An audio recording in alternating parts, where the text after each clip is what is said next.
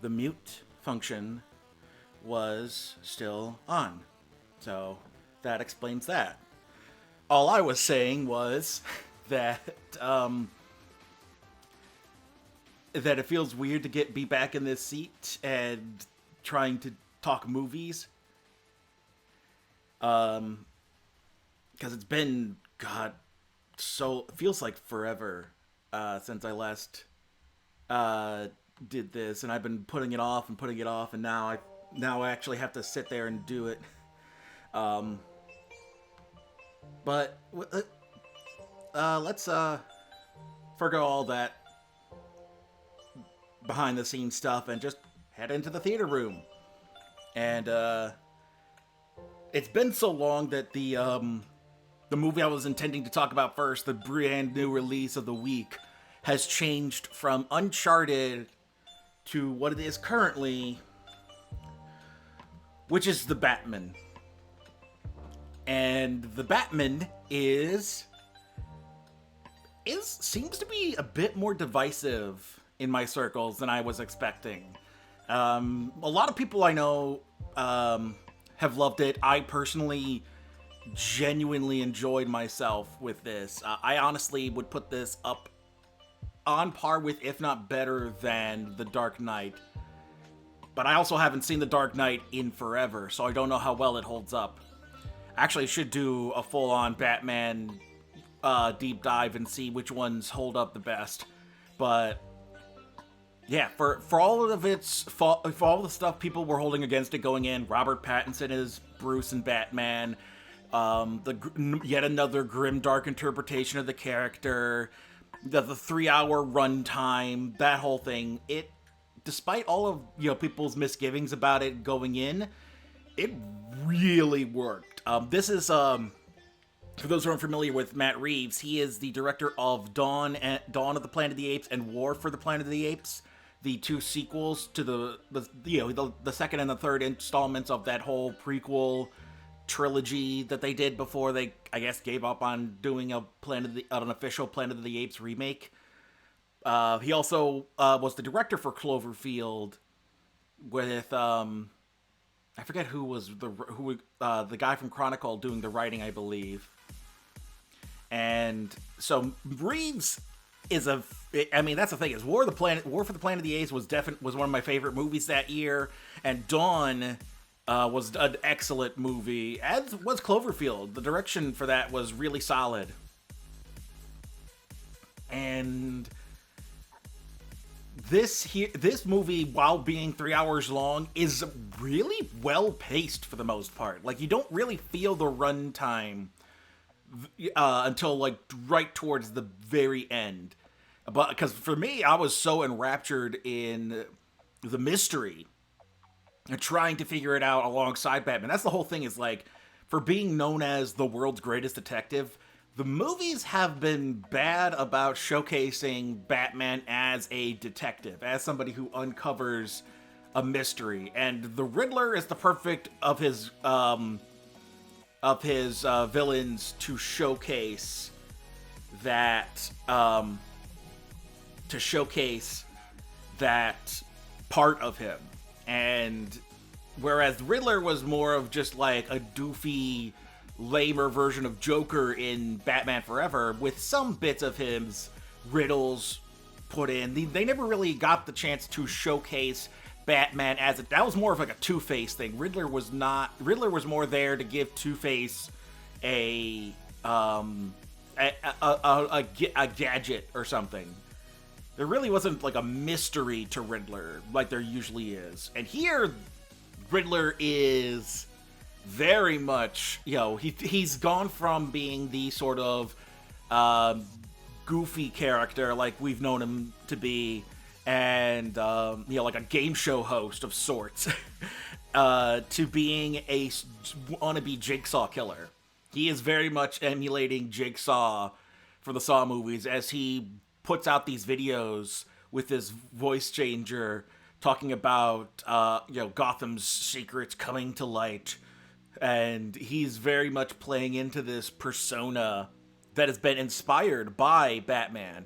And that's the whole thing, is like, this is one of the few if only movies about Batman movies, I should say, that has a real genuine character arc for Bruce and for Batman. Hey, Hillian.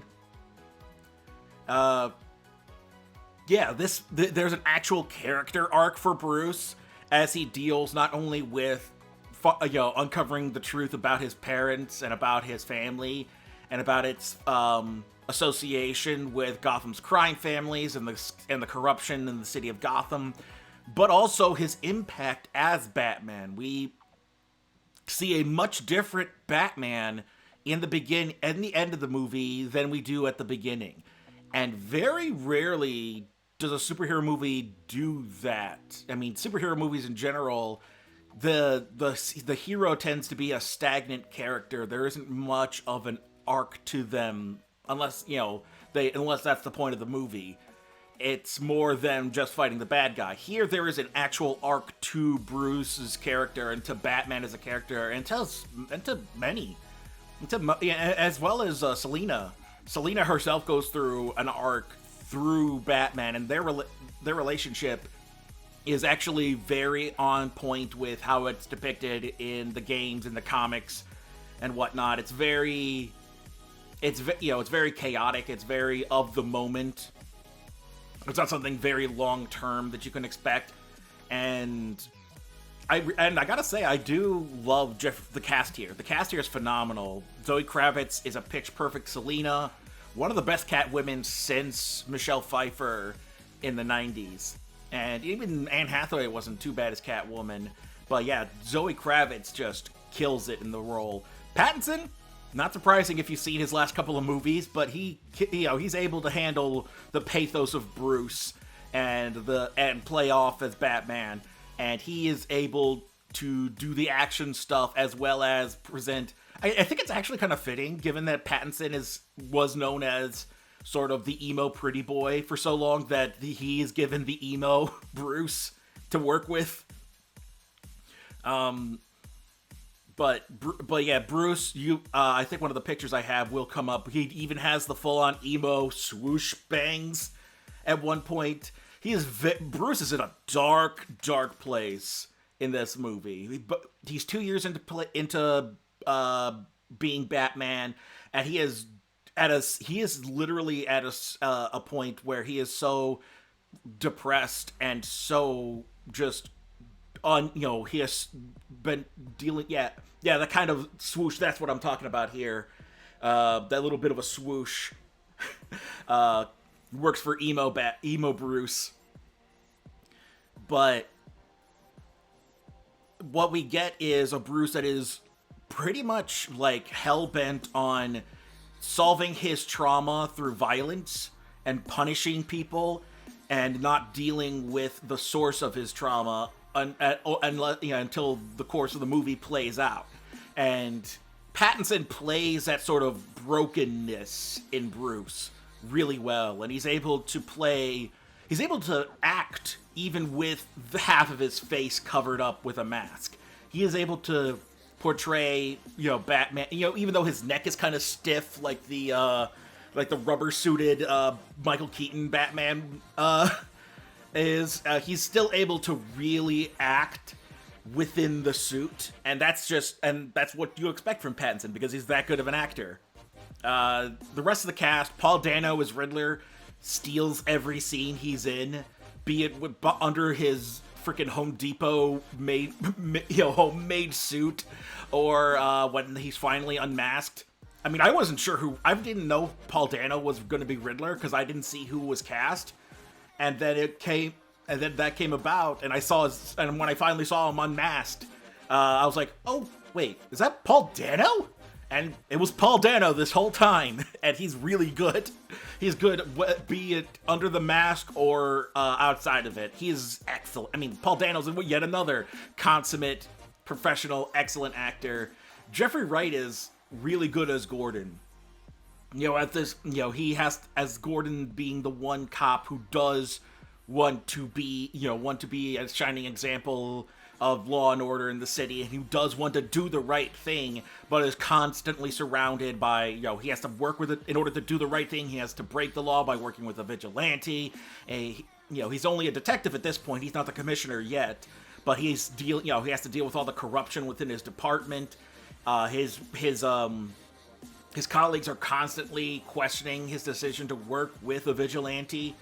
And you get this real sense of history between Bruce and Gordon that you can tell that they've seen some stuff. Like, if they decided to go back and do a Batman Year One version of this, they could really. I wouldn't be surprised to see the kind of stuff that would develop and show Gordon becoming, allies with Batman.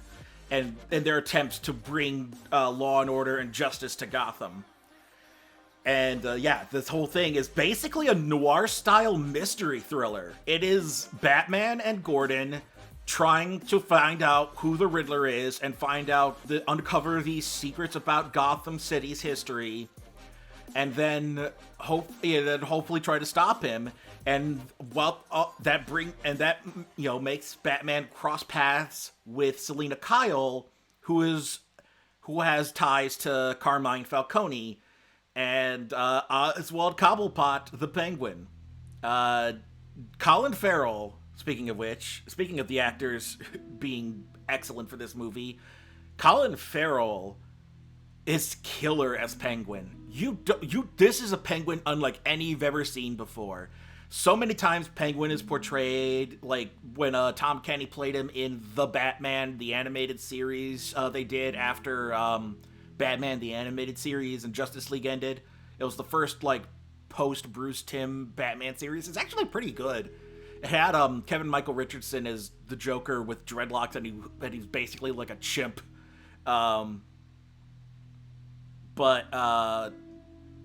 In that, Oswald Cobblepot is played by Tom Kenny, and he does the Burgess Meredith. You got the Danny DeVito one from Batman Returns. Penguin is always played as this short, nasally sort of voice. Oswald Cobblepot.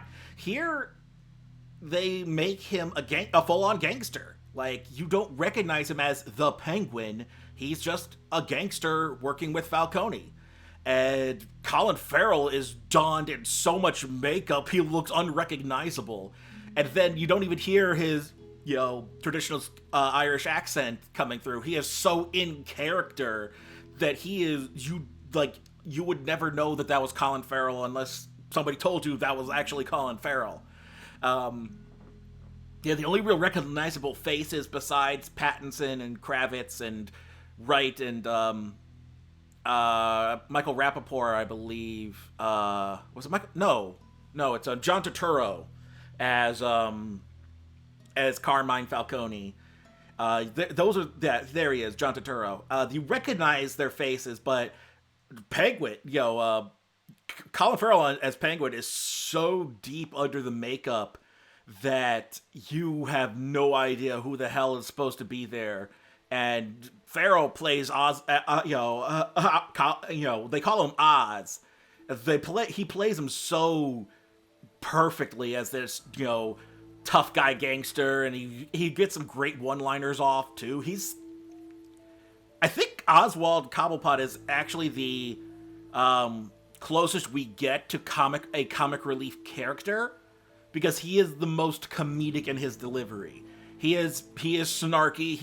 That's the thing. This isn't a traditional Marvel style comic book movie in the sense that there are quips and one-liners the whole way through.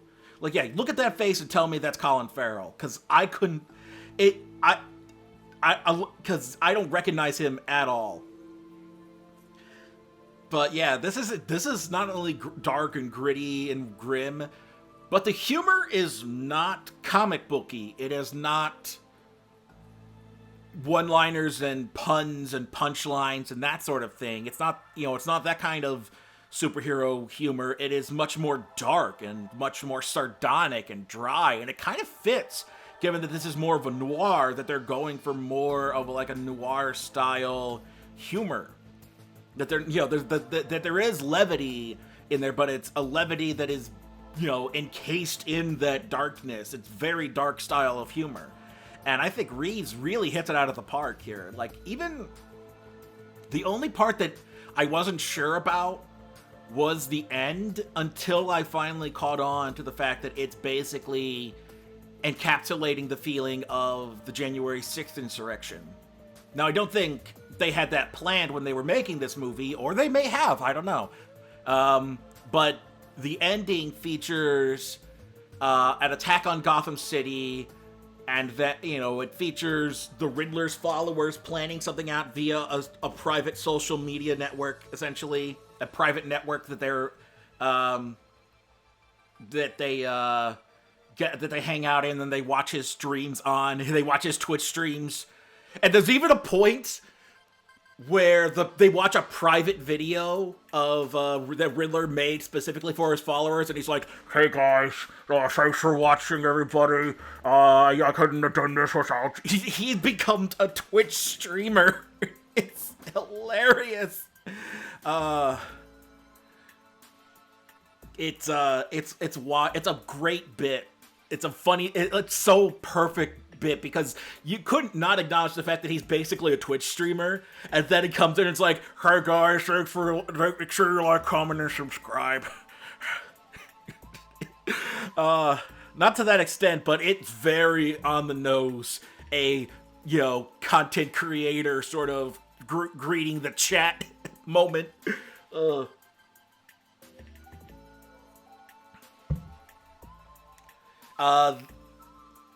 And then, but those followers then breach the safe house, which is the Gotham Convention Center. Everybody's meeting there, and they breach there in order to, seize control of Gotham, essentially, by targeting the newly elected mayor, and because this is taking place over the course of an election cycle for Gotham's mayor. And it didn't really dawn on me initially. I'm like, wow. I mean, I just thought of it as just the Riddler planning a terrorist attack, and then people started mentioning that this is, referencing January 6th and the Capitol attacks, and I'm like, God damn it, it totally is. It's absolutely that. I mean, it is, from the planning on it and private networks and utilizing social media to organize to all these coordinated efforts. I mean, granted, the January 6th efforts were much more haphazard and incompetent. Thank Christ for that. Like, imagine if they had the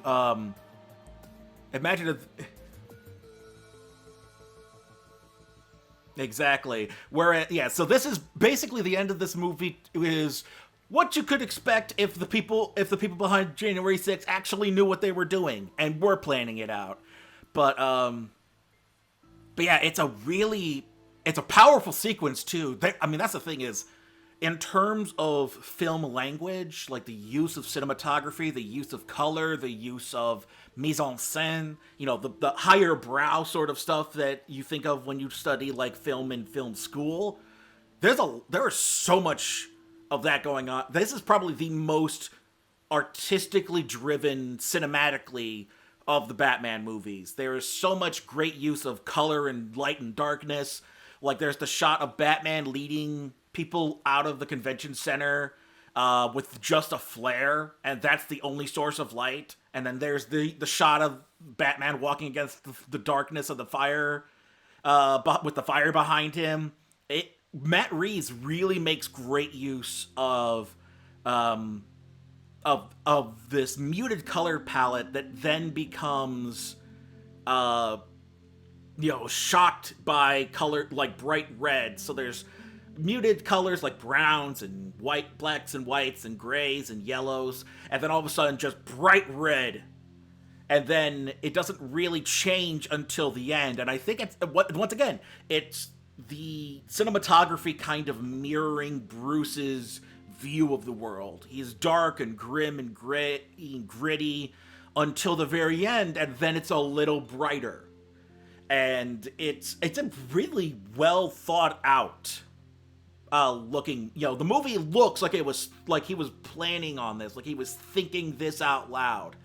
And well, thinking this out loud, he was thinking this ahead of time. He was planning these things out that they would look, they would look more gray in the beginning, and then by the end it's much brighter because Bruce's outlook has changed. Things like that.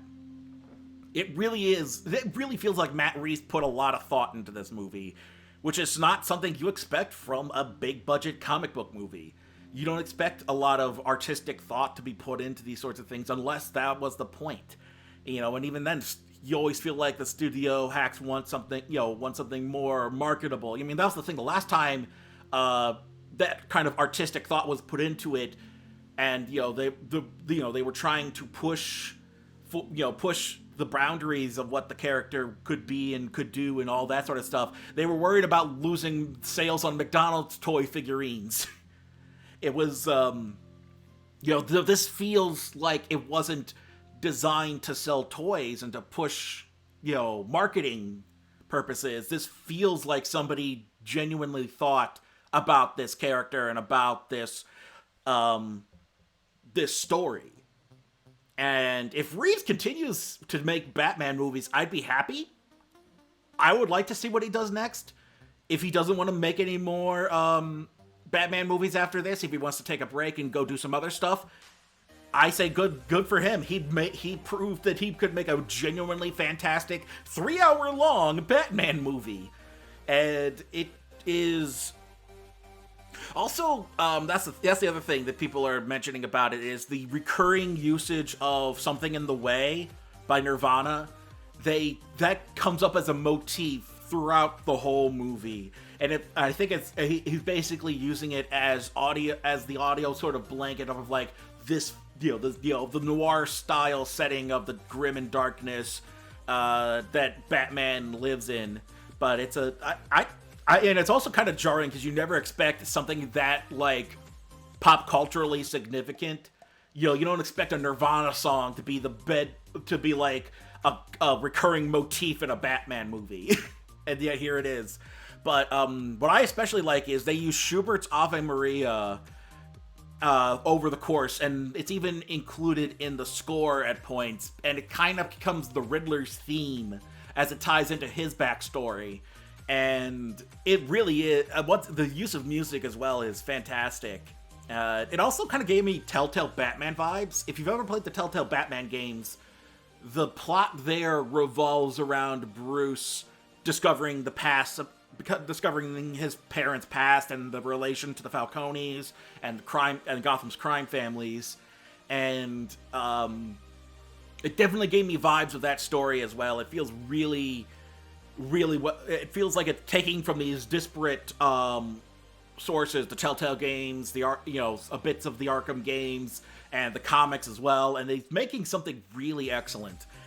And the only other real things that I feel like need to be brought up are the action sequences are also really well executed, because when Batman does, even though Batman isn't fighting a lot in this movie, when he does fight, it's absolutely brutal, because he's able to take gunfire from all sources and just keep punching people. He takes hits and just keeps going, and it kind of exemplifies Bruce's whole sort of death wish, that he doesn't care if he dies or not, that he's just gonna go out there and kick ass no matter what. And it really is, the whole thing is just phenomenal. This is currently my favorite movie of the year, and I'm very curious to see what could actually top it. It is such a phenomenal movie overall, and I think Matt Reeves has done a fantastic job with this character, with this universe. And if they decide to do more set in this universe, this timeline sort of thing, I'd be fine with that. If not, then at least we got the one, and I'm happy about that. Next up was last week's new release, Studio 666. In between Uncharted and Batman, they decided to put out the Foo Fighters B horror movie. And I do mean B as in like lame, cheeky, campy, hot mess sort of horror movie. This is the Foo Fighters wanting to make something akin to classic Roger Corman. I don't know if I want to go full like Trauma. It's definitely better than The Asylum because they actually give a shit more than The Asylum does. But it's very classic Corman, I feel like, and very it's a B movie. It's the kind of midnight movies you would see being talked about on, say, Elvira. They would have like this weird horror, cable access or local access show where somebody in a Dracula costume would talk about horror movies and watch horror movies late at night. And this feels like something that you could watch at a midnight showing somewhere and get drunk and have fun with. This is much more of a comedy. This is actually more heavy on the comedy than it is on the horror. Because a lot of stuff is played for jokes, and especially the band's banter and interaction with each other, that is much more of a comedic sort of delivery and intention than it is horror driven. The horror mainly comes from the kills, because you've got all kinds of killer gore effects in this. You've got people's heads on a grill. You've got blood. You've got Lionel Richie. Lionel Richie pops up for one of the best cameos. He is he for a cameo, he gives it his all. But yeah, there's fake blood. There's body parts. There's mutilated corpses and all sorts of stuff. It's all kinds of nasty. But the focus of the movie is more about Dave Grohl and the Foo Fighters trying to come up with their next album and deciding to record in what turns out to be the source of a rock and roll band, a metal band, the oh god, what are they called? That's the fun thing, is Foo Fighters came up with a fake band and then made a thrash metal album that is coming out soon as that in-universe band. And I'm trying to remember what they're called.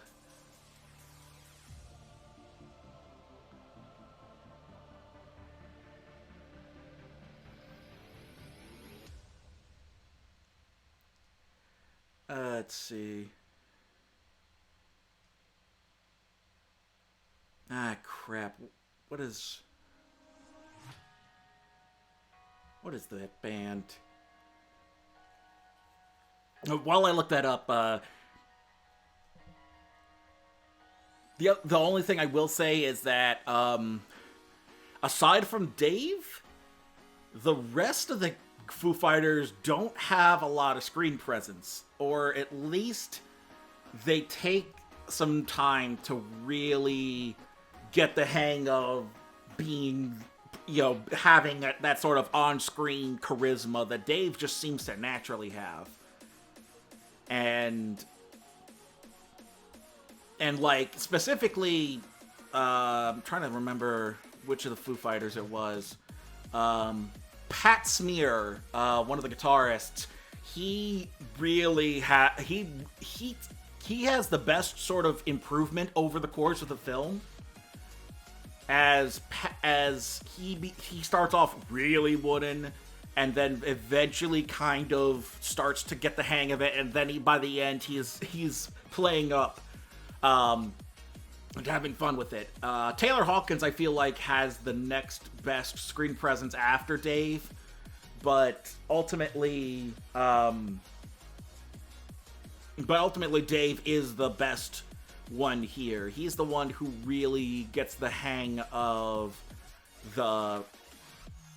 what they're doing here, what the whole point they're trying to do is, and that is to make a cheesy satanic horror movie featuring great thrash metal music. Dream Widow was the name of the fictional in-universe band. And basically what happened in universe is that the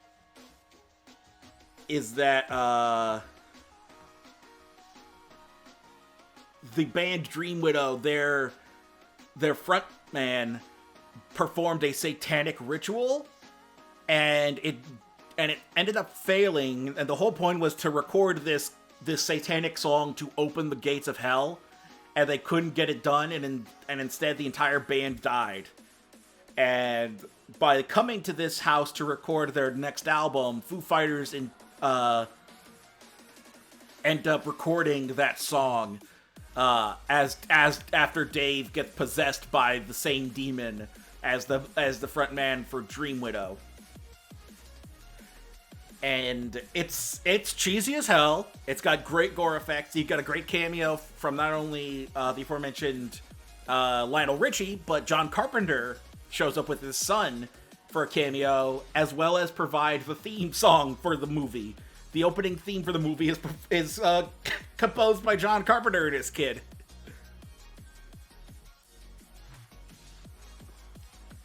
So that gives you the kind of idea of what era of horror they were going for with this movie.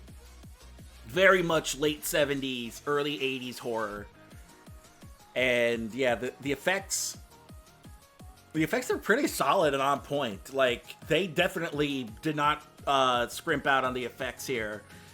And I will, like I said, it's not a great movie. I won't say you need to go out and see it, but this will be perfect for like late night watches with friends. This is a killer midnight movie, and they weren't setting out to make the next best thing in horror. They were setting out to make a fun movie to watch with your friends. And I think if you've got the stomach for the kind of gore that they have here, then this is the exact kind of midnight horror movie you can watch with your friends. Plus, if nothing else, it allowed the Foo Fighters to make a thrash metal album, and that first single alone is excellent.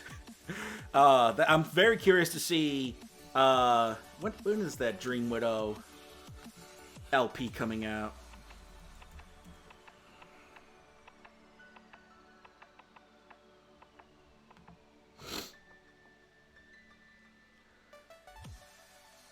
Or is it just the single? I guess it's just a single. Okay. But yeah, March of the Insane is a blast. It's a killer thrash metal song. And yeah, the movie has that kind of level of like 80s metalhead, the kind of stuff like an 80s metalhead would have been into. So yeah, very much. I should also mention, you've got some great comedic actors. There's Whitney Cummings there. Their manager is played by Jeff Garlin, who I'm assuming they filmed with before the talk of his actions on the set of Modern Family. Not Modern Family. What was it? Oh God, what was that? What's the show he's in? The Goldbergs. What his before is on. Before talk of him acting inappropriately came out, they probably filmed this before then, or who knows? Who knows what came of that? I don't know. But they also have Will Forte in as a delivery driver, and so you got Dave acting off of Will Forte and back and having little backs and forths for a couple of scenes. It's solid. It really is just a killer B horror movie. The kind of stuff you would you get from like a direct-to-video bin or rent from Blockbuster back in the day. Something that you wouldn't see in theater. You normally don't see in a theater unless it's like a run-down cheapo theater. But yeah, this is great. Get a couple of drinks with your friends and just watch and have a good time. But back to the big budget releases. We got Uncharted, which is doing surprisingly well. I did not expect it to do so well. And I feel like I guess I feel like that a movie that took this long to make, and it took like over a decade of development hell to finally get this released. And it went from having Mark Wahlberg as Nathan Drake to having Mark Wahlberg as Sully. And I feel like being the developmental length, given the fact that it's a video game adaptation, I fully expected this to just be garbage. It wasn't garbage, but I also didn't expect it to do as well as it did. It is done, before Batman came out, it was one of the higher grossing movies of the year. And from what I've been hearing, people have enjoyed it. Like, even my parents, who are in their 70s and don't really tend to don't really get into, like, video gamey stuff and action, like, the Marvel stuff is not up their alley. That sort of, I kind of got that feeling that this is the same kind of market. But at the same point, like, hey, it was an Indiana Jones-style action-adventure movie, treasure hunt thing. So even if they couldn't enjoy it as, like, a video game adaptation and getting the references to the game, they at least enjoyed it as a movie. Exactly. Nathan Drake being woefully miscast by a not bad actor. That's the thing. Tom Holland is not a terrible actor. He is not Nathan Drake. They could have had any number of more chiseled looking, more of the Nathan Drake looking kind of guys to choose from. There's plenty of chiseled jaw looking dudes in working in Hollywood right now. In fact, the one I keep thinking about that I feel like doesn't get enough work is the guy who played young Harrison Ford in Age of Adeline, and I always forget his name.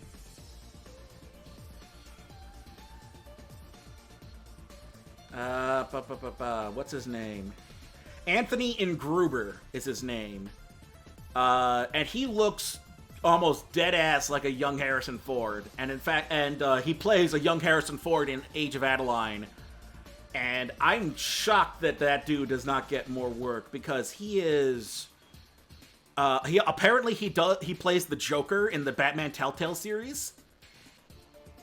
Meanwhile, I'm thinking, where are his on-screen performances? Where is he in? Where is he in? Where is he in all this other stuff? Like, why is Ansel Elgort getting in stuff, but this guy isn't? So I mean, like, there are much more traditionally looking action-y hero kind of guys.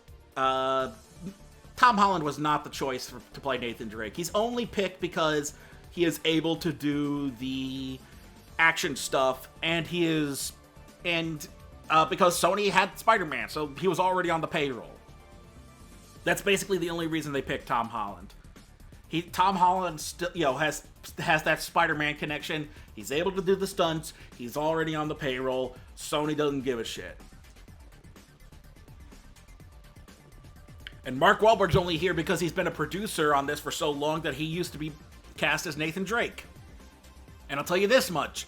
Mark Wahlberg would have been a terrible Nathan Drake. And he is also a terrible Sully. He really is just... I don't like Mark Wahlberg. I just don't. I don't think I will ever again like Mark Wahlberg. And it's not like it's anything he's even done. He's already, I mean, I always get the feeling that he's kind of an asshole in real life. He's kind of like a smarmy prick.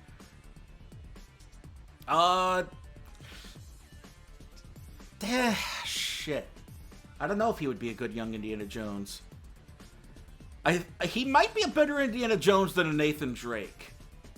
I could see him as a younger Indiana Jones. He kind of looked... Let me see something real quick. Let me pull up a picture of River Phoenix, because River played young Indiana Jones for that bit in the third movie. And you know what? I can kind of see it. Tom Holland does have a bit of the River Phoenix look. He could easily play young Indiana Jones physically. And I think Holland is a good enough actor that he could come off as Harrison Ford's Indiana Jones better than he's trying to be the Nathan Drake that people know and love. I don't think he's got... They have the dialogue here that fits for a Nathan Drake, but I don't think Holland is the best one to deliver it. He sounds like Peter Parker. He just sounds like Peter Parker.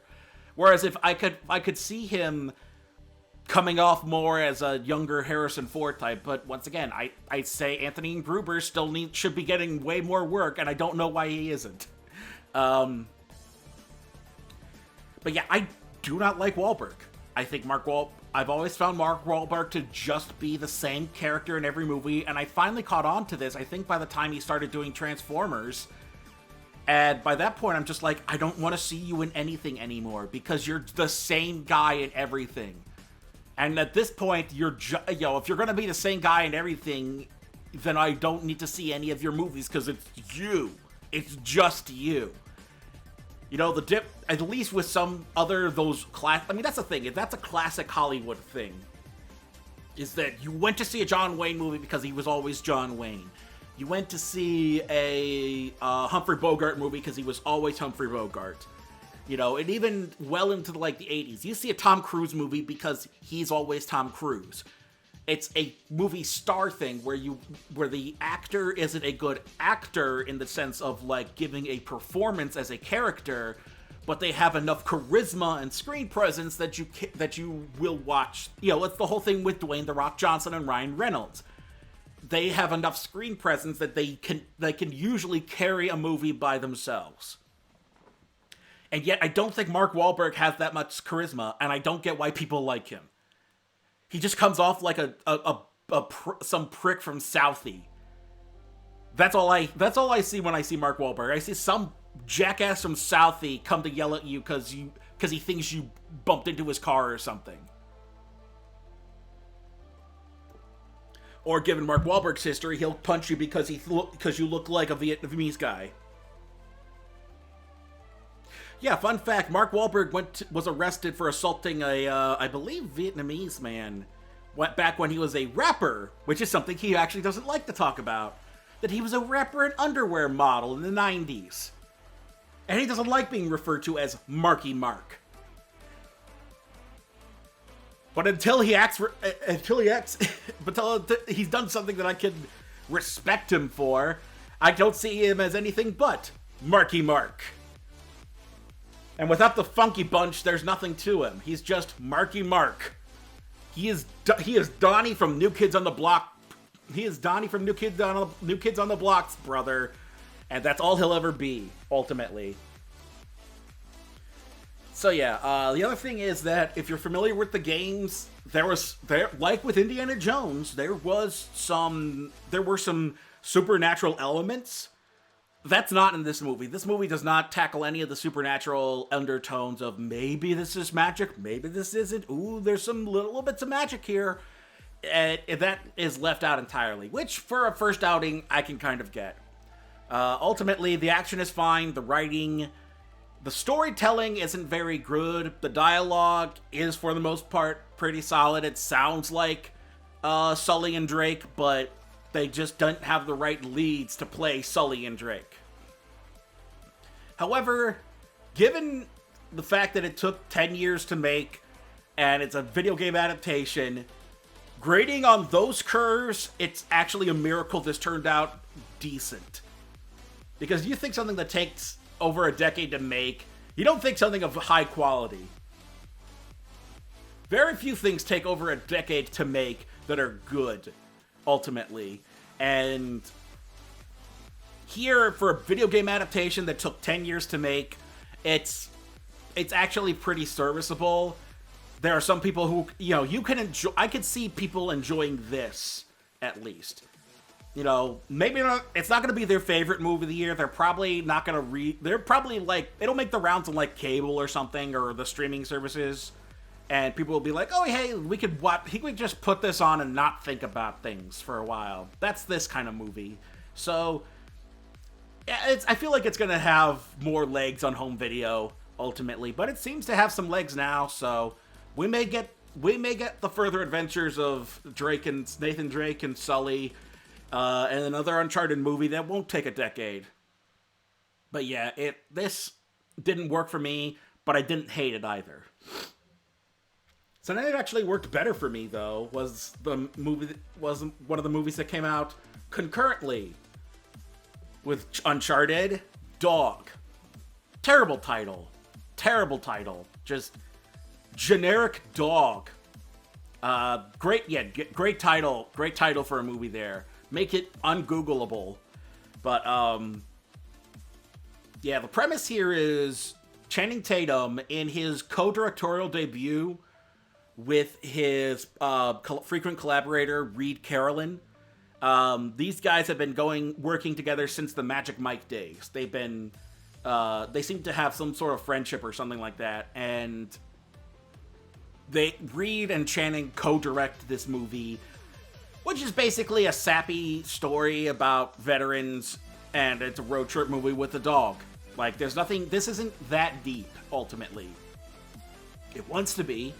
It wants to tackle things like, PTSD from being in a war zone, and it wants to tackle things like veterans issues.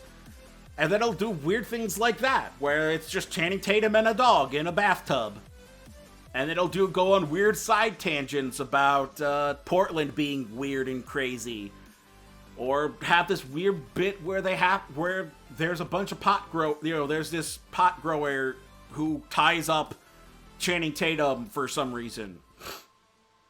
But yeah, it's like, if you've seen movies like Marley and Me, that's the audience they're going for, and they're also trying to tap into people who like stories about veterans. Now, this isn't based on any existing story. This is just a feel-good story about a veteran and and a military dog. It's just that's the thing, is like, I don't want to come off as too harsh, because I feel like their hearts were in the right place. They wanted to tell a story about a veteran and a dog, with both of whom have PTSD, and they depict that in the film. And I'm sorry the images weren't as high res. Those were the best I could find. Not a lot of people are giving a shit about this dog movie. And you know what? I feel like that's the thing, is like, this is the movie where they cut their teeth on directing. Not everybody's first outing is gonna be Citizen Kane, But Tatum is doing his best as playing the sort of meat-headed veteran, this guy who wants to get back into combat because he feels that's where he belongs. He's so stuck in the mindset of having to be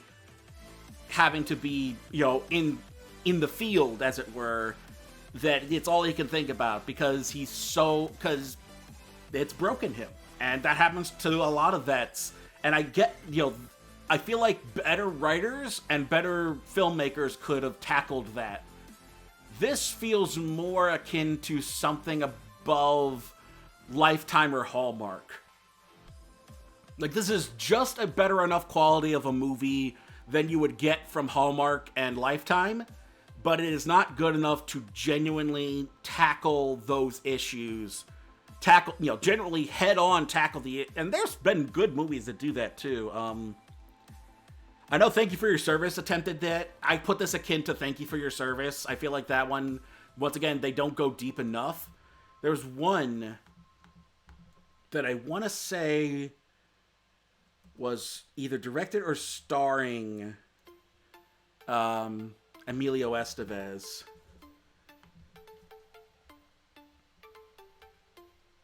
I forget what it was called. Was it? It wasn't. No, it wasn't The Way. That's something else.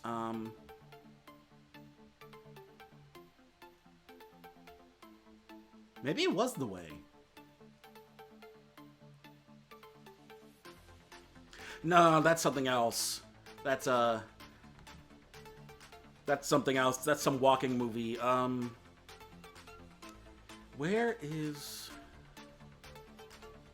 Maybe he directed it or produced it?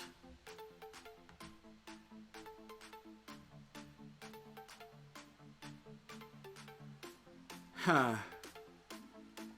Maybe it wasn't Emilio Estevez. Maybe it was someone else.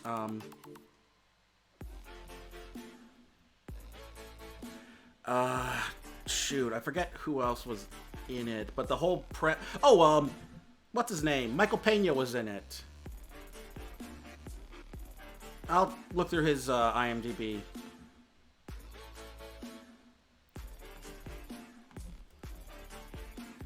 Because there was an older dude. There was Michael Pena, and there was some woman, and the whole bit was they're going across the country to for various reasons, and they're all vets who are finally home, and the whole thing was a commentary on the treatment of veterans returning from combat. Let's see.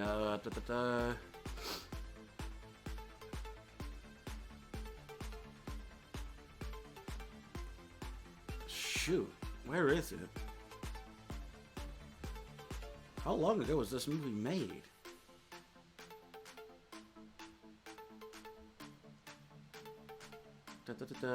Babel, World Trade Center, Shooter, The Lucky Ones. Lucky Ones?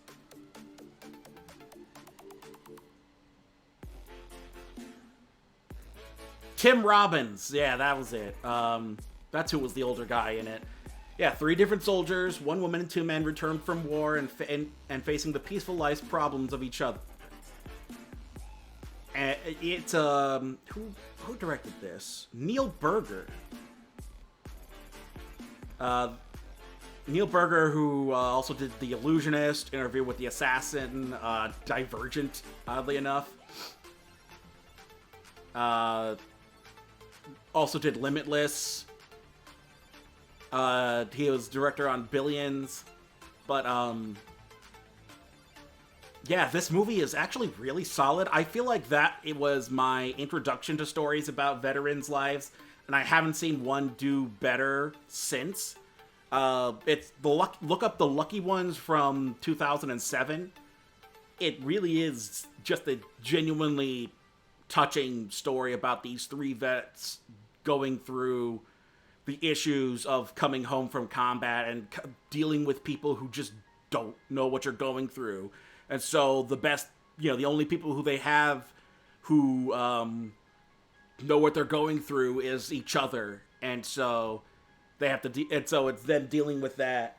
So, yeah, The Lucky Ones, I highly recommend that. Dog, you could skip it. You could hold off until it comes out on video or comes out on streaming. It's fine. Like, it's a cute dog movie with veterans issues. If you're not going to be into that, you're not going to be into that. It's probably not going to change your mind. And if you're into that sort of thing, it's going to give you exactly what you want. It's harmless, ultimately. Although I will say, my nephew was concerned because anytime there's a new dog movie where they feature a specific breed of dog, there's usually an uptick in adoptions, and then returns of adoptions. So after Marley and Me, there's a whole just deluge of people wanting to adopt golden retrievers, and then that meant that we're the whole return wave of golden retriever adoptions because, oh no, things aren't like they are in the movies.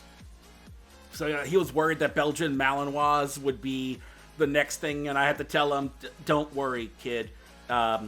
He was mainly concerned because he's a vet tech. He's working in the veterinary industry now, and he didn't want to see an uptick in returned Belgian Malinois because it wasn't like the movie Dog. And I had to, let him know, nobody's going to see this movie. And honestly, I don't think anybody has seen this movie because I don't hear anybody talking about it. So yeah, not a bad first outing for Tatum, but ultimately just kind of a mediocre movie. In that same boat, The Cursed. I was actually initially excited for this movie when I started seeing the trailers. The premise is it takes place in Ireland in the 1800s. I believe the late 1800s, like the 1880s. And you've got a period piece monster movie where, and once again, the only images I could get a hold of were all lower quality, lower resolution. But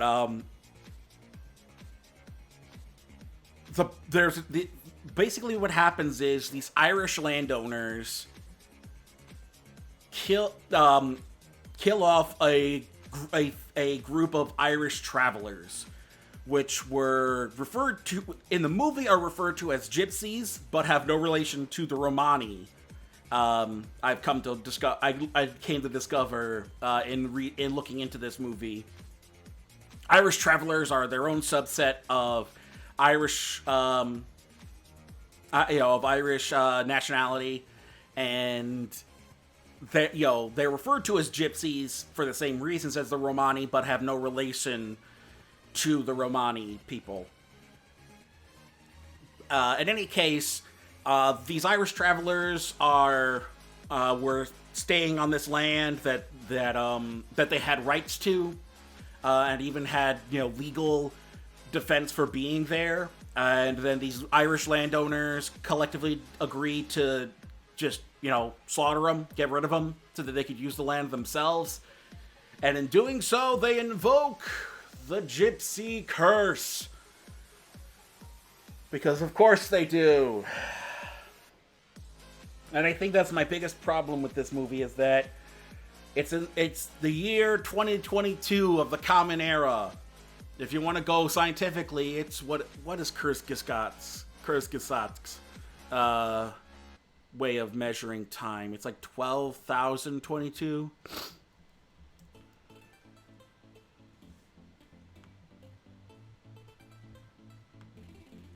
Let me take a look at their calendar. I wonder if it's too late to get their calendar now.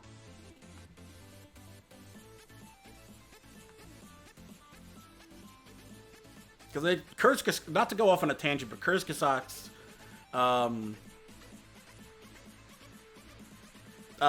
shop has some really killer art behind it and some really interesting ideas. And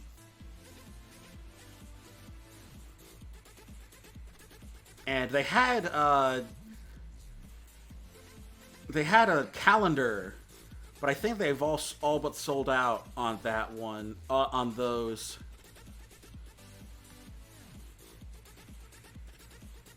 Seems they only have the plushies and a couple of really good-looking journals and logbooks, mugs, posters, calendar of your life, pins, notepads. Yeah, I'm not seeing the calendar anymore. Well, they have an interesting one of the periodic table. I may have to wait till next year.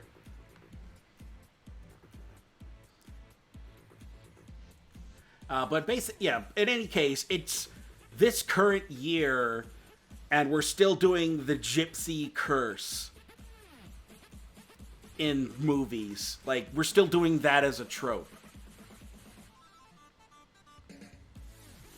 Like, we really couldn't do better than that. We still have to rely on the freaking Gypsy Curse. Like this is Stephen King in the 90s. Like, I mean, it was already tiresome before. It was already a tired trope before this movie. But the fact that, people are trying, there is a movement to try and get better recognition and better treatment for Romani, and stop using the term gypsy, and by association gypped. The fact that we're still doing, even though this isn't technically the Romani, it's the Irish travelers, I think we should owe them the same sort of respect ultimately, you know, the respect of human dignity. The fact that we're still doing this shit, the fact that it's like the only way to get a monster movie across is to like, it has to be a gypsy curse, woo! And it's like, oh Jesus, we're still doing this, huh? Oh goody, oh goody. It's 2022 and we're still doing this. God damn it. So yeah, it's but that ultimately isn't the biggest problem with the, I mean, that's my personal issue with the movie ultimately. But more than that, this movie's biggest problem is that it's just boring. There's a term I've come up with when it comes to movies like this, and I call them a smolder. Like SMOLDER, to smolder, like something is like a smoldering fire. And I use that term because the idea is that these movies are slow burns.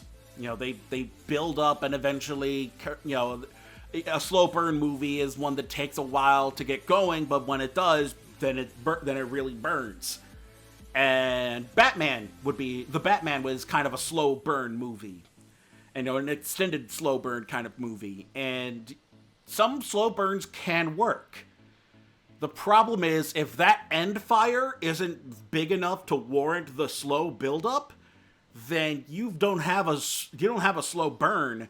You just have a smolder, where it just kind of meanders and kind of slowly fizzles, and it doesn't burn and it doesn't lead to anything, not even a pop. And that kind of stinks because there is some really good stuff in here. Boyd Holbrook is good as the monster hunter. The monster design, like you saw there, was interesting. The way they designed these beasts is interesting. We don't get a lot of screen time with it, and when we do, it's kind of stupid.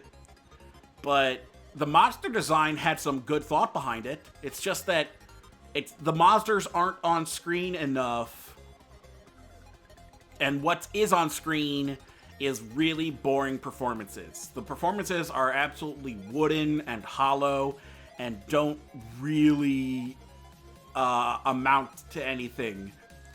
And it also has this weird bookend where it opens and closes during World War I that adds nothing to the movie. It doesn't lead into anything, it doesn't amount to anything, and it's just kind of bland and exists for no real reason.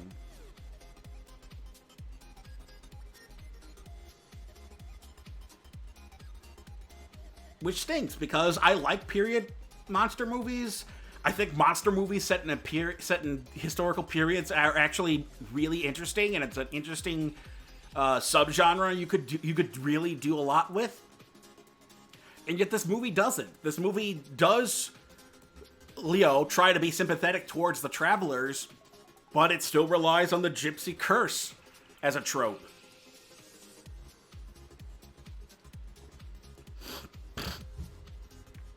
Excuse me.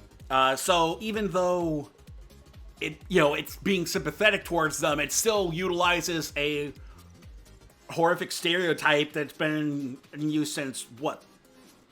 God, how long has that trope been around? It's been around for, God knows how long, and it just doesn't warrant. It doesn't really try to be anything more interesting. It feels kind of blah, ultimately, and I feel like that's a missed opportunity. So yeah, this movie's not terrible. It's just kind of bad. It's just not good enough for all of the promise it had going into it, I guess. Although for most people, they'd probably not go in with low expectations and come out having those low expectations met. So yeah, The Cursed, maybe rent it on Redbox or wait till it comes out on like Netflix somewhere. It really isn't worth a whole lot of your money, but you may get something out of it, some things out of it, like I did. And that does it for the movie discussion. That's what I saw over the last couple of weeks. And the other thing I wanted to talk about was the big entertainment news that came out over the last week. I wasn't sure what to talk about before. I was probably just gonna do the movie reviews and be done with it, but we gotta talk about this ass clown.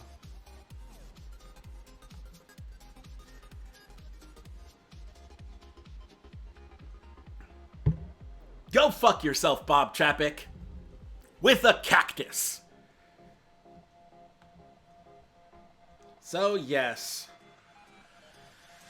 In an absolutely baffling move, after being called out for supporting Florida Republicans, financially supporting Florida Republicans, who supported the Don't Say Gay bill, which has since passed the Florida Senate and is on its way to Ron DeSantis' desk, where it will most assuredly be signed.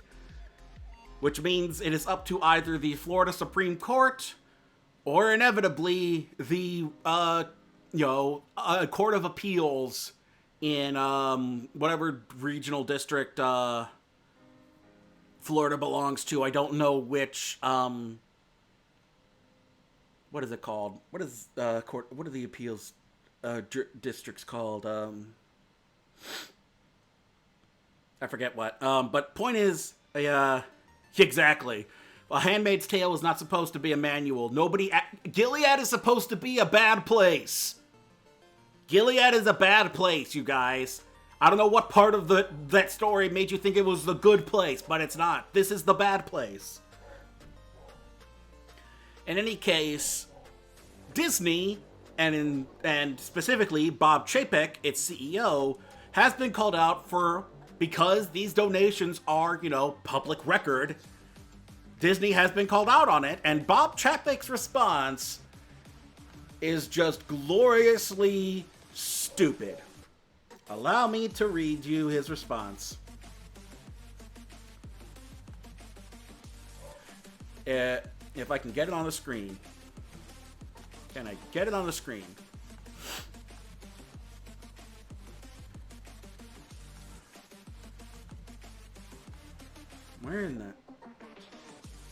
Why in the heck is it not showing up? There we go.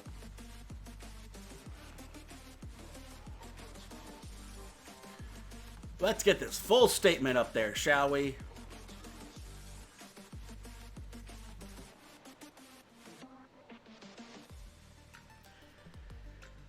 Hold on, let me get my best Weasley corporate goon voice going.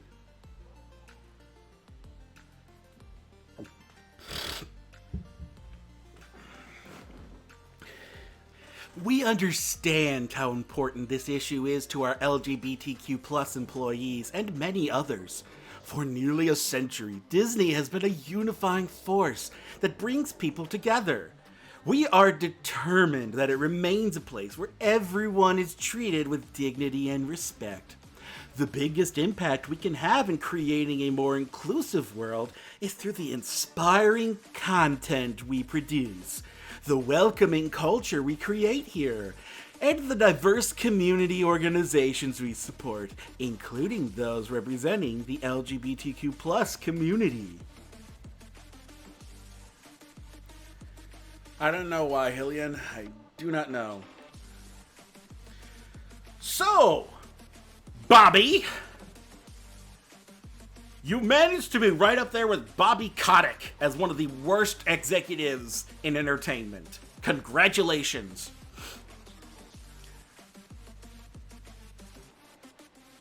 Bob Chapek's answer to being called out for supporting homophobic lawmakers in Florida is to say, the answer to the issue is to create more inclusive content.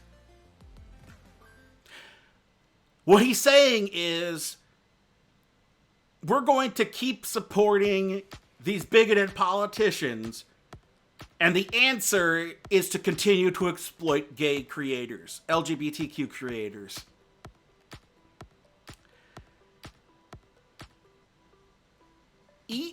and the entirety of my asshole, Bob.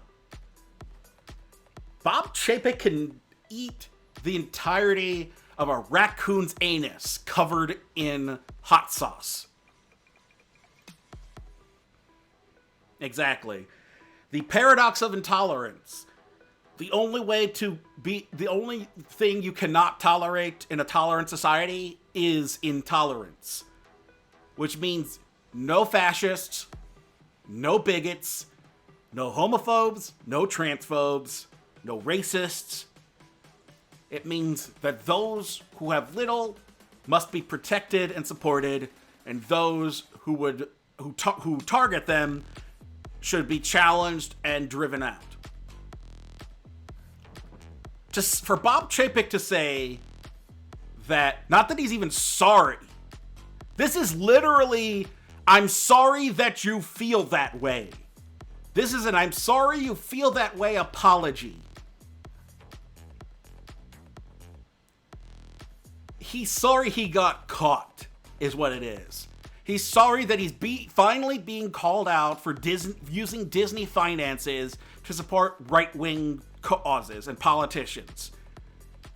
Disney corporate needs to be held accountable. And there's a shareholders meeting that happened today, and I have no idea what came of it. But definitely, it's probably not going to be Bob Chapek's resignation. I tell you that much. It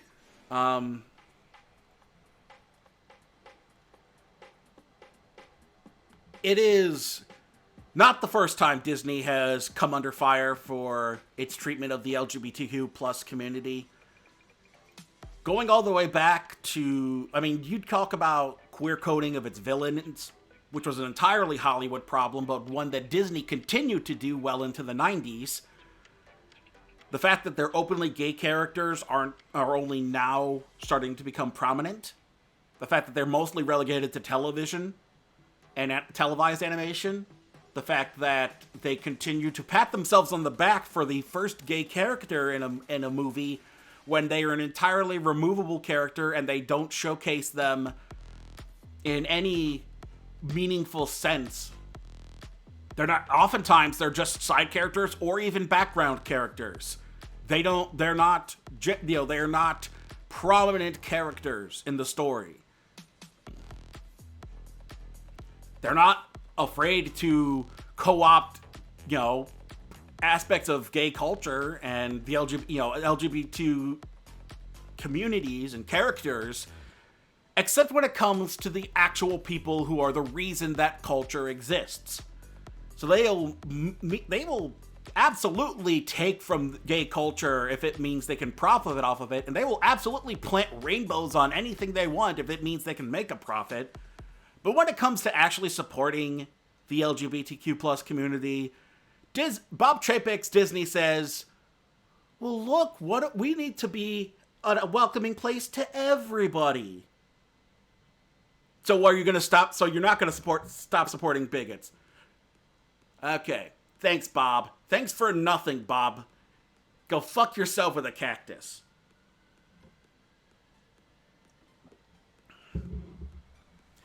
And what sucks is, because the market has become so unruly and conglomerations have formed to make money come from any number of different sources, you can no longer just boycott a single company. Like, people were talking about boycotting Coca-Cola and Pepsi in the wake of their continued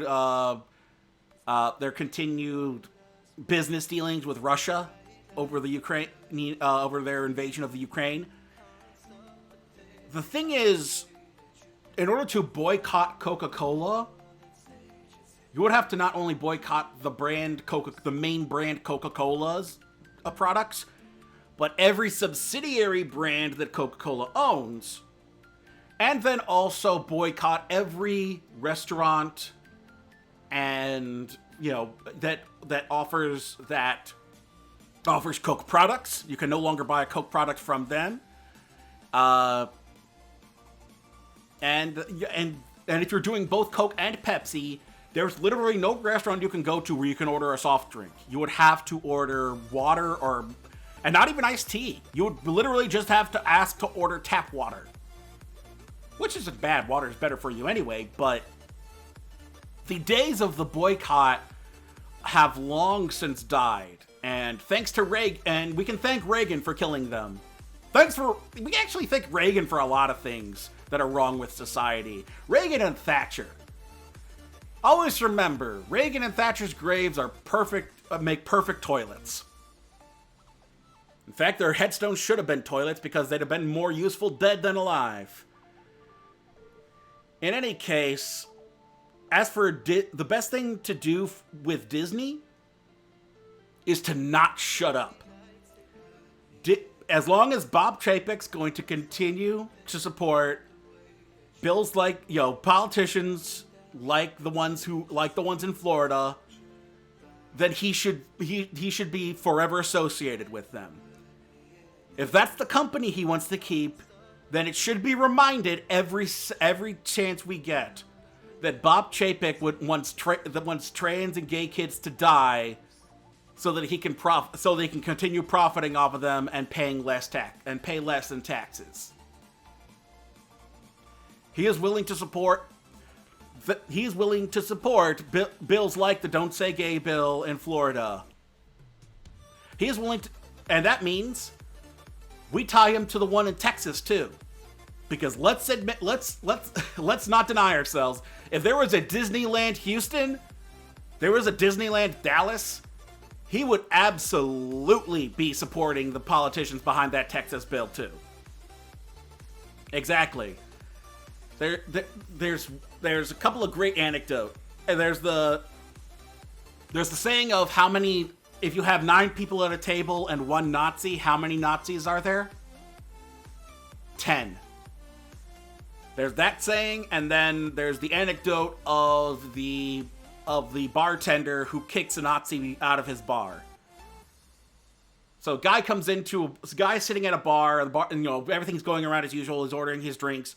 So, next thing you know, a Nazi, full on, neo-Nazi skinhead walks into the bar. Bartender pulls out his gun and says, "We don't want your kind here. You stay the hell out of here." And the guys, they get into, there's a standoff. The guy eventually leaves. And the guy sitting at the bar asks the bartender once everything's calmed down, it's like, why didn't you let him come in? He had money just same as anybody else. And the guy said, once you let one Nazi in, you don't think you're gonna become a Nazi bar. You're just taking his money. Next thing you know, that Nazi starts bringing his Nazi friends over. You start taking their money. Next thing you know, you're the Nazi bar in town. Because all the Nazis know that you're not going to kick them out. Bigotry and hatred needs to be nipped in the bud. And you need to stand up against it at every point along the way. And so, the best thing you can do in regards to Disney and there's continued support for right-wing bigoted politicians is to continually tie the brand's name to that. If they want to support these kind of politicians, then make sure people tie the name Disney to transphobia and homophobia. Make sure you tie Disney's name to hate, because that will hurt them more than anything else. Negative PR and bad optics will do more damage to a brand than any kind of boycott. Threaten any kind of further dealing and connections. Look at what's happening in Russia. Everybody people, whether it'll help them financially or not, are cutting financial ties with Russia. And you're seeing in real time what the business world can do. It's scary, actually, just how much financial dealings can be wielded like a weapon. But if you can threaten Disney's bottom line, be it through upcoming deals with with other companies, if you can threaten their image, go for the optics, then you've got a better shot at tackling them than you do with just a outright boycott. Boycotts are a thing of the past, ultimately. Yeah, that's wild to think about. Well, though thankfully this has yet to escalate to to the scale of a world war. Although, fingers crossed, knock on wood. Hopefully it doesn't get further than just the Russian-Ukrainian border. But, in any case, the days of the boycott have died. You can no longer just boycott a company anymore. The best way to tackle them now in the age of the internet is to constantly tie their names to the mud. That they make sure their skeletons hang out on the front lawn and drag their name through the mud. That'll hurt them more than any kind of boycott would, ultimately. In any case, Bob Chapek was already hated by Disney fans. Disney fans hated Bob Chapek. I mean, Disney fans never liked any of the CEOs. They never really liked Eisner or, who was the guy before? Who was the guy after Eisner? Any case, yeah, like, the Disney fans don't like the CEOs. Really? Like, no, who would like a CEO? But, they essentially tolerate CEOs as long as they're still putting out stuff that is good quality. Chapek has not given us anything of good quality. He has in fact made the parks worse for the Disney park fans. And now he has come out and basically said, yeah, fuck the gay kids. Fuck the LGBTQ community. We get our money and we continue to exploit them. Fuck y'all. Fuck y'all, you thought we gave a shit? We don't give two shits about you. You're only good you're only good enough as long as you're making us money. And you know what? You're not making us enough money like they are.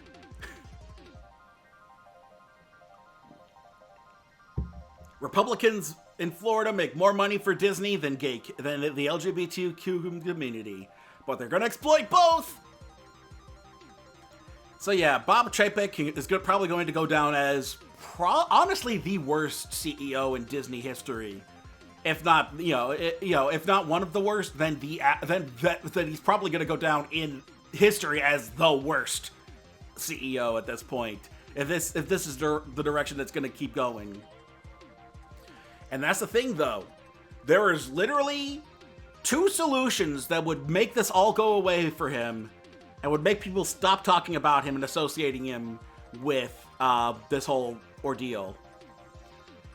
Stop donating to political causes, any political causes. Just don't donate any. If you want to be be apolitical and welcoming, you no longer donate to candidates and you don't donate to campaigns. You don't donate to political parties. You just donate to you donate to NGOs and that's it. Or you put your goddamn money where your mouth is and you support the progressive causes that you claim that you do. But Bob Chapek doesn't. If anything, Bob Chapek thinks Disney is too liberal from the scuttlebutt that's been going around. So yeah, Bob Chapek doesn't give two shits about the LGBTQ community. And as long as he's in charge of Disney, neither will they. Oh yeah, absolutely. If anything, campaign contributions should be yeeted into the sun. But, good luck on that. So those were my thoughts on Bob Chapek and, what's going on with Disney. I encourage people to go support Dana. I want to say her name right. Dana Terrace. She's the co-creator of or the creator of the Owl House.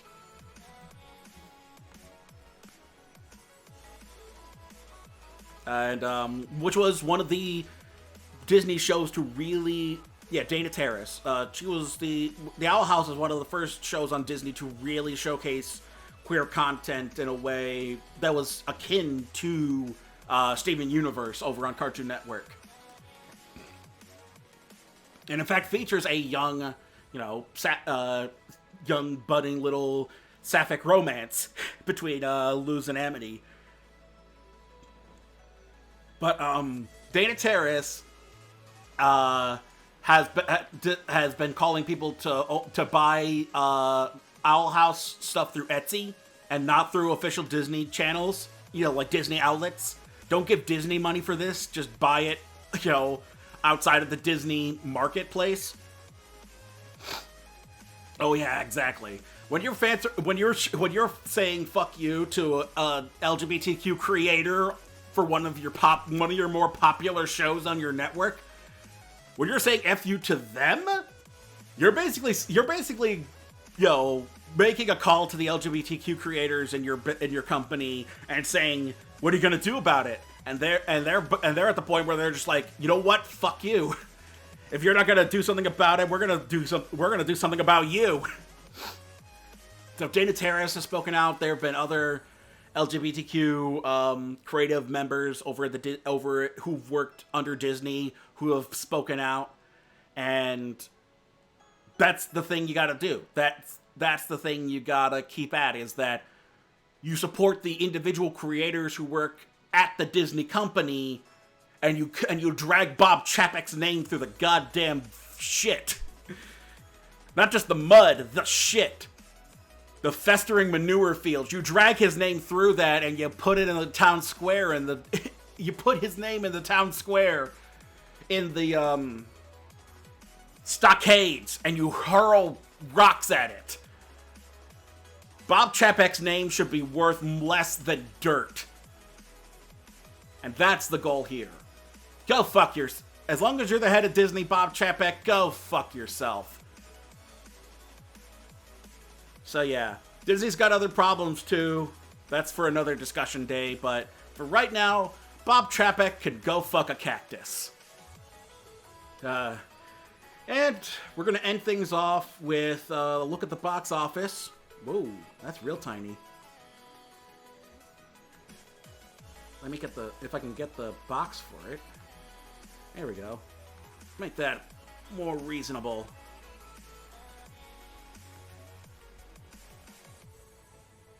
There we go. So, last weekend, looking at top 10, no surprise, Batman's number one. $128 million opening weekend. And it cost... does not say. Worldwide opening weekend of $269 million.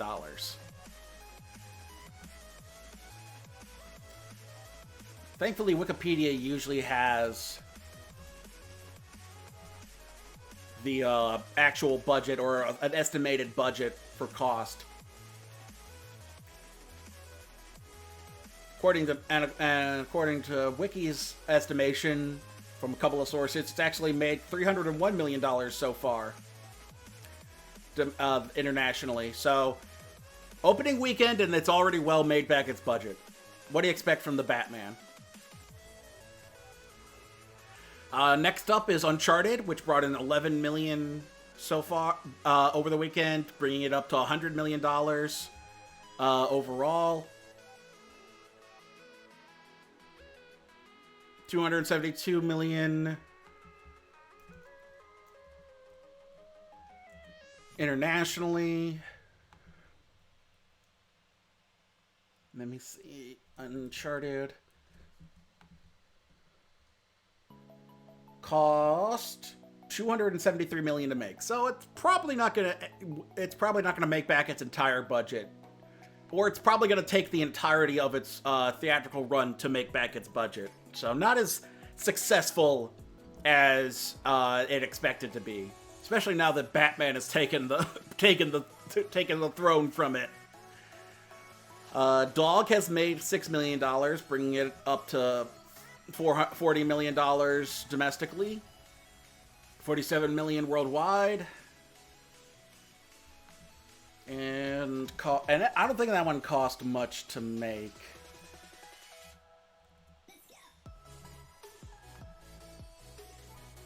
That one cost 47 million to make. So, yeah, that one's just barely breaking even after, what, 3 weeks? Spider-Man No Way Home, still in the top 10. Surprise, surprise. So, I wonder how it is in the ranking for the MCU. How much it's been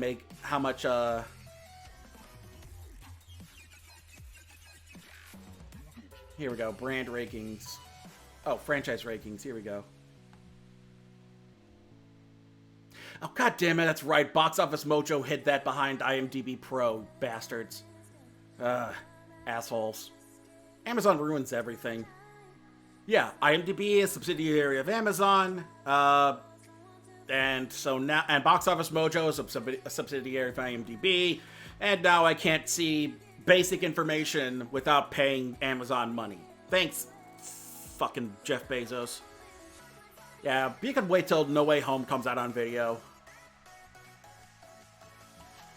So yeah, Spider-Man's raking in the money. Actually, you know what? I'd probably get it on Wikipedia.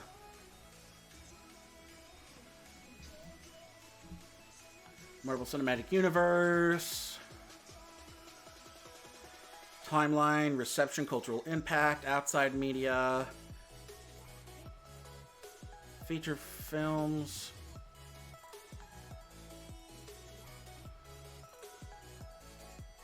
Release, reception, box office performance. Here we go.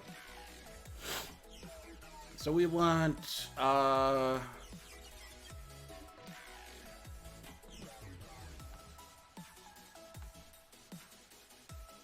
far Spider-Man No Way Home is third overall in box office returns. Over $1 billion, 1.8 billion. It's actually on course to overcome, if they can make $200 million more before the end of its run, No Way Home will top Infinity War in terms of box office returns. So, Spider-Man raking in that cash. Death on the Nile brought in $2 million. Overall, $37 million. I enjoyed Death on the Nile. I'm not surprised it's not doing too hot. Not a lot of people are big on Agatha Christie. This whole Poirot franchise that Kenneth Branagh has been pushing isn't exactly, doing big numbers for him. Let me see. How much did it cost to make? I think it cost like 100 some odd million. 115. Made 115 worldwide. So it basically is broken even over the course of its theatrical run, which is, not exactly gonna make them want to buy the next Agatha Christie. Sing 2 is still in the top 10 at number 6, with 1.5 million, 153 million overall, 360 million worldwide. People are still going out to see Sing 2, apparently. Go figure. Let me get back to Wikipedia. Anything else? Jackass Forever. $54 million on a $20 million budget. There you go.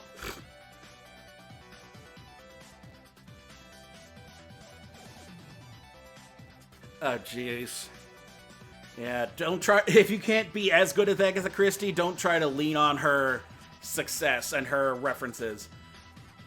Oh, Cyrano is doing well. Jumped up from 9 to 8. Not making a whole lot but for a limited release to be in the top 10, that's actually pretty good. It made more in less theaters than Scream did on its 8th week. Or God, Marry Me on its 4th. Or Poor Studio 666 on its 2nd. They've all dropped out of the top 10. Number 9 is actually An Indian film from Paramount Pictures International. Hold on a second.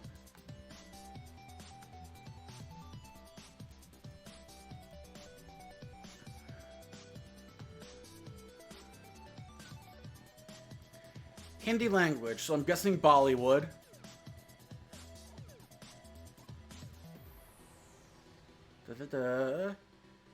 Young Ganga, who in no time marks her own territory, becomes Gangubai, a madam in the red light area of... So it's about a woman who becomes a madam for a brothel. Interesting. Huh. Well, that's the other thing I've noticed. The big release this weekend at my local theater is actually what is the language there? It's not Hindi. It's not that's not the language for this particular movie. But it is an Indian-made film. I'll have to watch that later.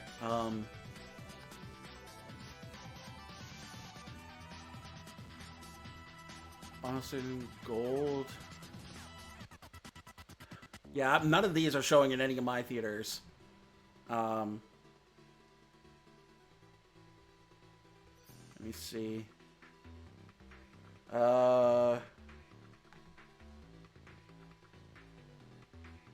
Shoot, what is it called? What was it called?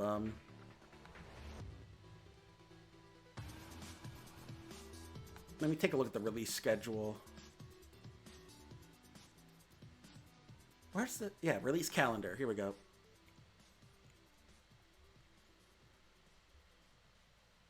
Upcoming releases. Shoot. Where is it? So that's upcoming. It doesn't list the current releases. Let me go back to in theaters. Showtimes and tickets. Here we go. Uncharted, Death of the Nile Dog. It must be getting a...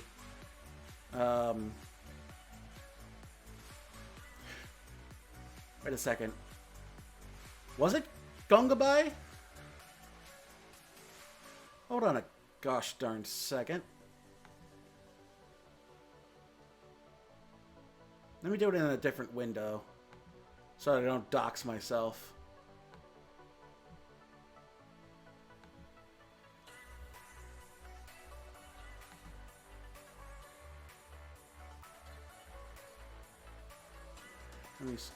No, okay. It wasn't Gangubai. It's a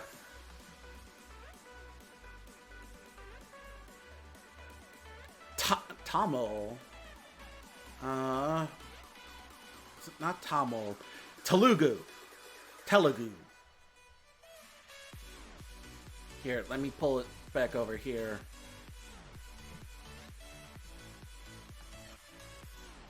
Here. Telugu. Anyway, it's a T-series film. This is the only new release that's coming out in my area. It's an Indian film. I don't know what happened that my area suddenly saw an increase in... Because, I mean, there's one theater that always consistently plays, like, either a Bollywood movie or some kind of Indian film. And I'm not sure how that we got... They're both owned by Cinemark, too, so I'm wondering if Cinemark has a deal with Indian distributors to distribute a certain number of Indian films in theaters. Who knows? But I'm curious to see this. I haven't really gotten the chance to see a foreign language film unless it's like in the art house theater that I have in town, or if it's at home. Ultimately, there aren't really a lot of foreign language films that play in my main theaters. So for one to come in, especially something that you don't really see in my area, which is in any kind of Indian, not just Bollywood, but just like any kind of Indian film, because I mean they got a half a dozen major languages depending on which state you go to, and Bollywood is mainly Hindi, but yeah, any number. So yeah, that's that's the only thing coming out in theaters. But if you go to 2022 in American film, the major release this weekend is gonna be Turning Red over on Disney Plus, which sucks that that this is Pixar's second release during the pandemic, had to be relegated to Disney Plus and not get any theatrical run. But it looks great. I love Domei Shi. She did Bao, the Pixar short. This is her full-length feature debut ever at Pixar, and it looks like fun. It looks like a cute coming-of-age story that just happens to have a giant red panda in it. And the other major release is The Adam Project, starring Ryan Reynolds, over on Netflix. It's something about a time travel movie where Ryan Reynolds goes back to visit his younger self and eventually goes back to visit his dad. Got Mark Ruffalo in there, Jennifer Garner, Zoe Saldana, Catherine Keener apparently. Sean Levy directing. Sean Levy being Big Fat Liar, Cheaper by the Dozen, and the Night at the Museum series. Although he has also done Free Guy, some stuff for Stranger Things, and Real Steel, which is an underrated movie. So I guess it depends on how good the script is. Yeah, I don't know how much Turning Red is going to tackle becoming a furry. I think, if anything, it's just going to be a traditional coming-of-age story where the furriness is an allegory for puberty. The same way that Teen Wolf had the same thing. Teen Wolf's whole used werewolves as an allegory for puberty. This is kind of doing the same thing, but with a giant red panda. Yeah, I doubt it's going to really... They're going to come out and have the lead character come out and say that she's now a furry. One of the side characters might, but we'll see. Yeah, it still looks like fun. It's just a cute little coming-of-age story. The meme I've been seeing going around Twitter is taking shots from Pixar animations with some jackass's backhanded quote in the review. Oh god, let me find one of them. Let me find a good one.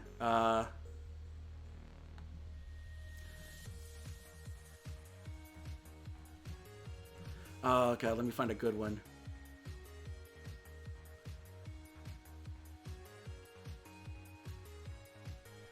Oh god.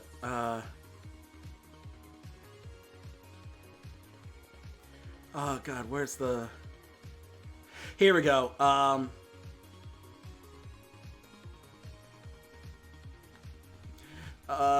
Here's one. Let me pull up the full tweet.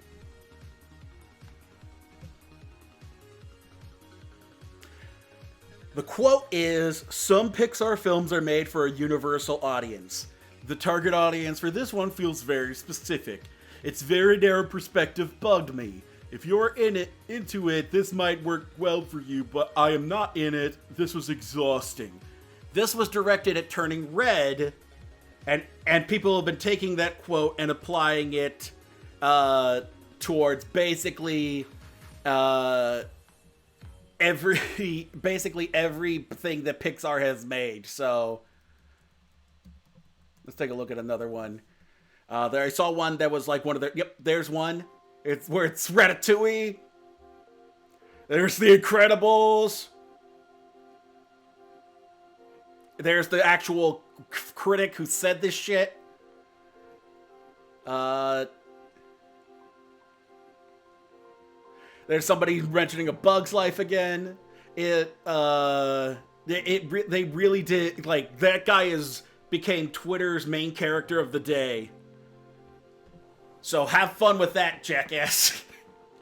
In any case, Turning Red looks like fun. Adam Project is probably going to be decent. I do need to catch up on a bunch of Netflix stuff, though. So since there's nothing else coming out in theaters besides the Telugu film, yeah, exactly. And yet, every so often, every couple of days, every week at least, there's at least one.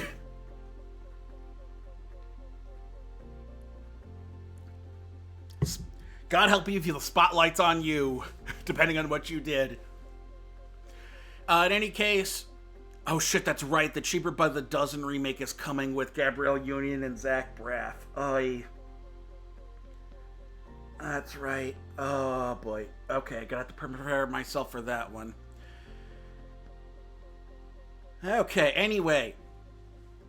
That about does it for me. Let's head back to the main room. So I think we handled this review show pretty good. I think it's finally starting to get the hang of it. I'm gonna try and get back onto Mondays.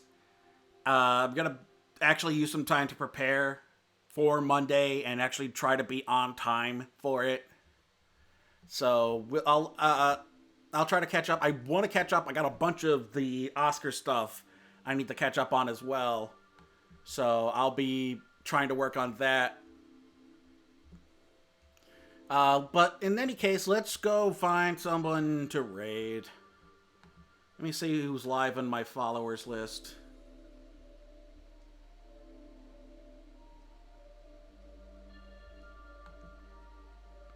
Problem is I have to do it out on a different tab because Twitch is terrible about showcasing the smaller streamers. It's always the big four when you try to raid.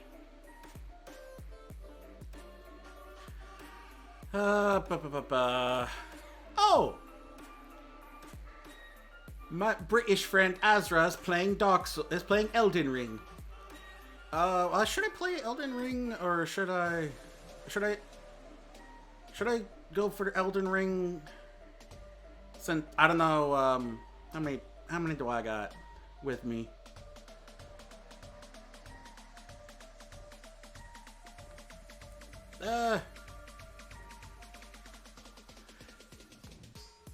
Yeah, I guess spoilers in case people don't want to watch Elden Ring.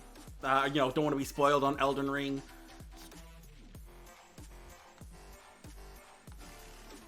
Show Azra some love.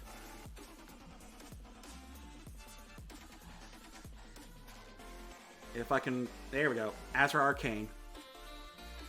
So we're going to head over her way.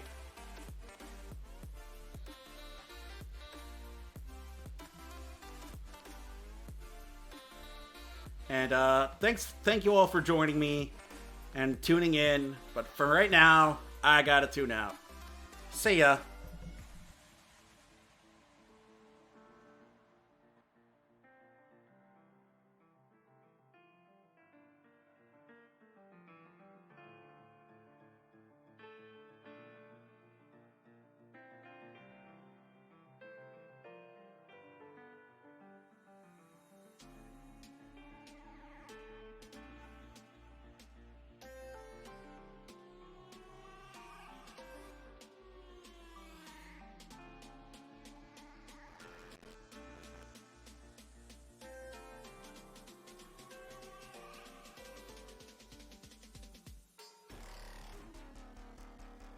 Because they haven't streamed in 10 days. And I said, well, that is when she was anniversary. Thank you so